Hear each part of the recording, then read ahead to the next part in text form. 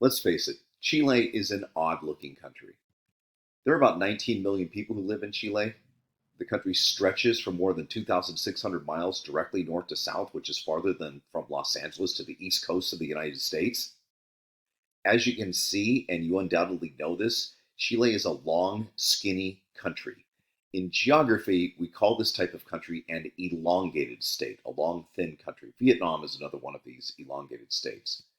Because of this physiography, there are three distinct subregions in Chile. Of course, the Andes can be seen from almost any location in Chile, and in much of the country they are substantially high. They range up to and above 20,000 feet. Nevertheless, the focus is going to be on the other characteristics of each one of these three subregions. What are they? Well, the northern one-third of Chile is known as the north. The central one-third of Chile is known as the center, and the southern one-third of Chile, you are correct, is known as the south. Let's take a look at that first subregion, the north. The northern part of Chile is dominated by the Atacama Desert. The Atacama Desert is the driest place on Earth. How dry, you ask? I will tell you how dry. About 10 years or so ago, I was reading an article in probably the Washington Post, I think, and it was about the Atacama Desert. I think it might have been about natural resources. But whatever it was about, it mentioned that over the previous 10 years, there had not been 1 inch of precipitation that had fallen in the Atacama Desert. And then within a few days, there was another article in a different paper about the Atacama, about a completely different subject, and I read that too.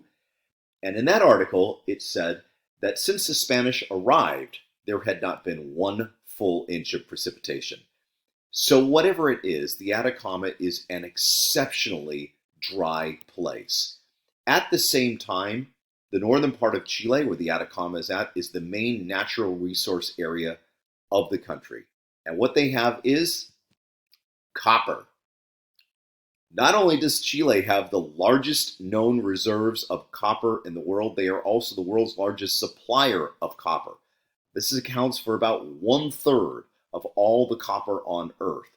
Now, I will tell you that the Chinese recently opened a copper mine in the southern part of Mongolia that I believe is the largest copper mine on Earth. That copper goes directly to China to feed that very large economy. Nevertheless, Chile is still the largest producer of copper, and until that copper mine opened in southern Mongolia, Chile had the number 1 and number 2 largest copper mines on Earth. What's important about copper? It's actually pretty straightforward. Over the last 30 years, as many countries have grown and developed, they've built electrical systems and they have built new buildings. And you run electricity overwhelmingly with copper wire. So the countries that have had copper have been able to make lots of money as demand has increased for that particular natural resource. But wait, there's more. Now how much would you pay? What else do they have? Iron ore, nitrates, gold, silver. Keep in mind, there are less than 20 million people in Chile. The question always becomes, if all of this money is flowing in from abroad, where is the money?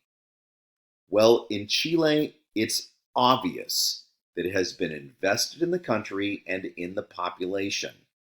Unlike many other countries in Latin America, a few people are not allowed to rob the country blind. The northern part of Chile has a very sparse population, which means there's not a lot of people. But the people who live up there are essential owing to the natural resource extraction. So what about water? You have to have water. You can't drink copper. You have to have water. Well, there are 2 fundamental sources for the water in the northern part of Chile that allows them to function up there. One is groundwater, so they pull the water out of the ground. And the other is fog. That's what I said.